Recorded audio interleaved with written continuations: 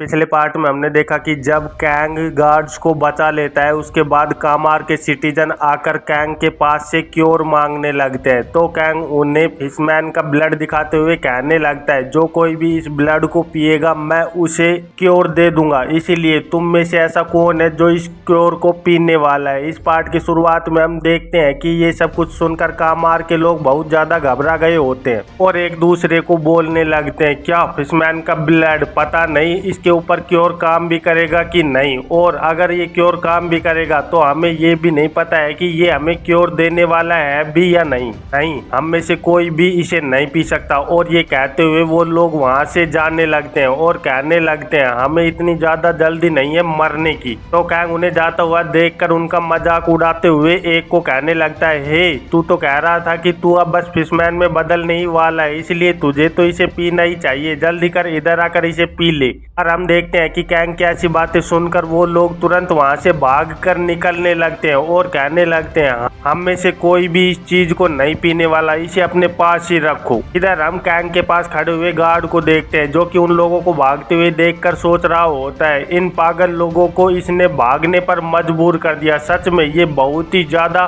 Smart है। और वो कैंग से कहने लगता है सच में तुम बहुत ज्यादा अमेजिंग हो। तो कैंग कहने लगता है ऐसी कोई बात नहीं है, मैं बस रूड कस्टमर से बात करने में बहुत ज्यादा अच्छा हूँ। एनीवे वैसे भी मैं आज कामार को छोड़कर यहाँ से जाने वाला हूँ। तो वो गार्ड कहने लगता है सॉरी लेकिन मैं आपसे माफी चाहता हूँ क्योंकि यहाँ पर अभी कोई भी कैरेज नहीं है जो कि बाहर की ओर जा रही हो, इसलिए आपको यहीं पर रुकना होगा जब तक कि गेट ओपन ना हो जाए। फिर यहाँ से सीन कट होकर हमें किम के पास का सीन दिखाया जाता है जहाँ पर किम कैंग से कह रहा होता है क्या हमें यहाँ पर रुकना होगा, फिर आखिरकार हम अब क्या करें।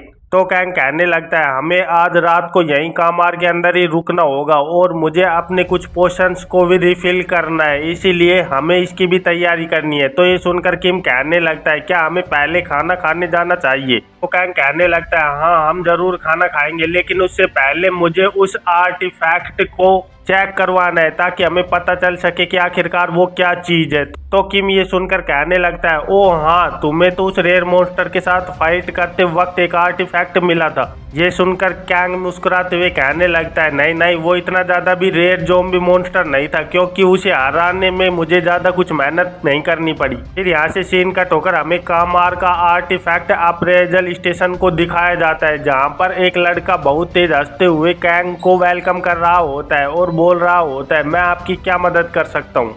तो कैंग उसे देखते हुए सोचने लगता है मैंने ऐसा बहुत बार देखा है, ये पक्का ही एक स्कैमर है, पर छोड़ो चलो पहले मैं देखता हूँ कि आखिरकार ये क्या करने वाला है। और फिर कैंग अपने उस आर्टिफैक्ट को बाहर निकालते हुए उस अप्रेजर को देता है और कहने लगता है मैं इस आर्टिफैक्ट को अपग्रेड करवाने आया हुआ हूँ। तो उस आर्टिफैक्ट को देखकर उस शॉपकीपर के तो होश ही उड़ जाते हैं और वो सोचने लगता है ये तो एक रेयर आर्टिफैक्ट है, सच में ये तो बहुत ज्यादा महंगा होने वाला है। और फिर वो उस आर्टिफैक्ट को देखकर सोचने लगता है मुझे तो इसे स्कैम करना ही होगा चाहे कुछ भी हो जाए। लेकिन इधर हम कैंग को देखते हैं जो कि उसे ऐसा करते हुए देखकर सोच रहा होता है सच में ये आदमी अपनी बुरी नीयत को छुपा भी नहीं पा रहा है, ये बिल्कुल दिख रहा है कि ये मुझे स्कैम करने की कोशिश करने वाला है। इधर वो अप्रेजर कैंग से कहने लगता है ओह ये मुझे बहुत ही ज्यादा कॉमन आइटम दिख रहा है। इधर हम उस अप्रेजर के पीछे देखते हैं कि गेट के पीछे से एक लड़की निकलकर बाहर आ रही होती है,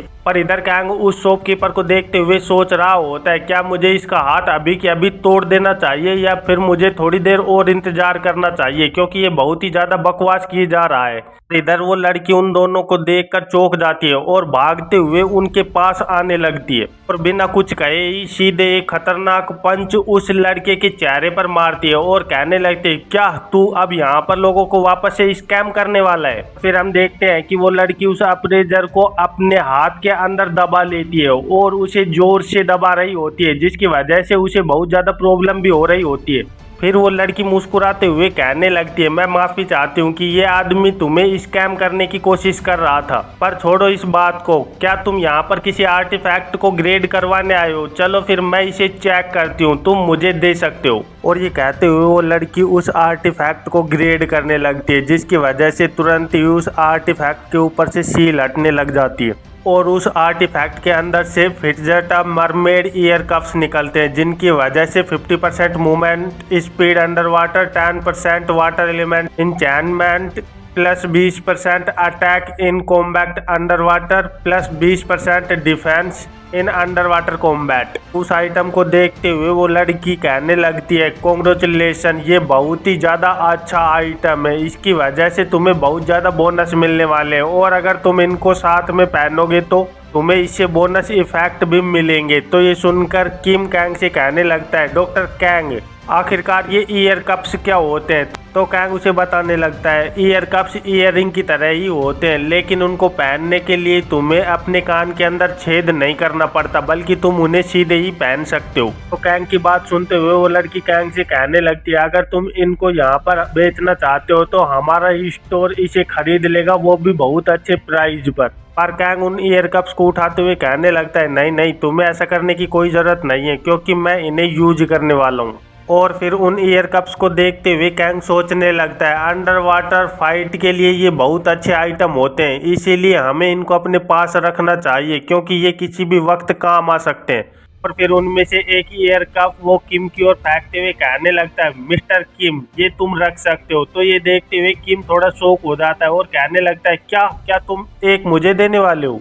तो कैंग उसकी बात सुनकर कहने लगता है, मेरे लिए एक ही काफ़ी है और तुम्हें भी अंडर वाटर फाइट करने के लिए इस आइटम की ज़रूरत पड़ेगी, इसलिए तुम इसे रख सकते हो। ये सुनकर कैंग बहुत ही ज़्यादा खुश हो जाता है और वो कैंग से कहने लगता है, डॉक्टर कैंग, सच में तुम मेरा बहुत ज़्यादा ख्याल रखते हो, अगर तुम ऐसे ही मेरा ख्याल रखते रहे तो मैं तुम्हारा साथ कभी भी नहीं छोड़ पाऊंगा। और वो कैंग से पूछने लगता है, तो मुझे इनके इफेक्ट को पाने के लिए इन्हें पहनना होगा? तो कैंग उससे कहने लगता है, ओह, तो तुम्हें ऐसा कुछ करने की ज़रूरत नहीं है, क्योंकि हमारे पास आइटम स्लॉट्स है। और फिर कैंग अपनी अचीवमेंट आइटम स्लॉट को किम के साथ शेयर करने लगता है, जिसकी वजह से किम के पास भी उसके आइटम स्लॉट आ जाती है और वो भी अपनी मरमेड ईयर कप राइट को उसके अंदर रख लेता है और कहने लगता है, सच में ये तो बहुत ही ज़्यादा अच्छी चीज़ है, इसकी वजह से मेरा बहुत सारा काम आसानी से निपट जाएगा। सच में कैंग, तुम तो बहुत ज़्यादा अच्छे हो। और फिर हमें पता चलता है कि वो अचीवमेंट इसलिए शेयर हुई थी क्योंकि कैंग ने अपना कारपेट किम को दिया था। तो किम उस कारपेट को वापस करते हुए कहने लगता है, सच में ये तो बहुत ज़्यादा अच्छा है कि हम अपने अचीवमेंट को भी शेयर कर सकते हैं। सुनते हुए कैंग किम से कहने लगता है, हमें और भी ज़्यादा अचीवमेंट्स को अपने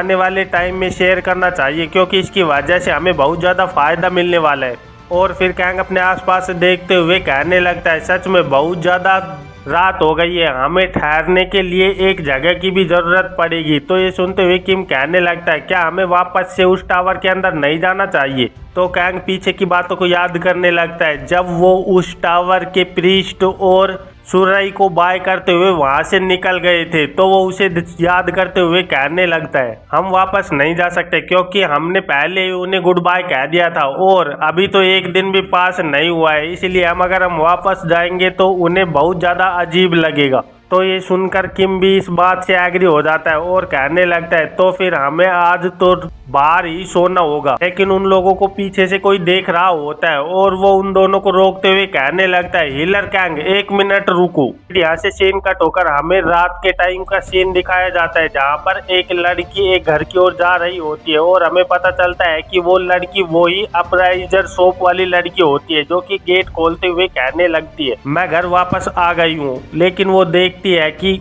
डाइनिंग टेबल पर उसके परिवार के साथ कैंग और किम दोनों बैठे हुए होते हैं, तो वो उन्हें देखते हुए कहने लगती है, क्या यहाँ पर गेस्ट भी हैं? और फिर वो कैंग और किम को देखते हुए कहने लगती है, ये तो वही कस्टमर्स हैं जो कि दिन के टाइम मेरे पास आए थे, और भाई तुम यहाँ पर क्या कर रहे हो? क्या तुम्हें अपनी नौकरी से बाहर निकाल दिया है? तो वो गार्ड लड़का कहने लगता है, मैं इसे सिक लीव कहूँगा, क्योंकि उन्होंने मुझे बाहर नहीं निकाला है। तो कैंग उससे देखते हुए कहने लगता है, तुम मुझे बहुत ज़्यादा फैमिलियर लग रही थी, लेकिन मुझे नहीं पता था कि तुम इसकी बहन हो। तो उनकी बात सुनते हुए उनकी मोम कहने लगती है, इसने तुम्हारे भाई की जान बचाई है, इसलिए जब तक कि गेट ओपन नहीं होते तब तक ये हमारे साथ ही रहने वाला है। इधर कैंग उन लोगों को देखते हुए सोचने लगता है, वैसे तो इनकी फैमिली देखने में बहुत ही ज़्यादा साधारण फैमिली लगती है, लेकिन ये बहुत ही ज़्यादा ऑनर्ड गार्ड है कामार के, क्योंकि इनका परिवार बहुत टाइम से इस कामार को बचाते हुए आया है। तभी उसका भाई कहने लगता है, तुमने कामार के अंदर बहुत सारे गार्ड्स की जिंदगी को बचाया है, इसलिए मैं तुम्हें ऐसे ही बाहर नहीं सोने दे सकता।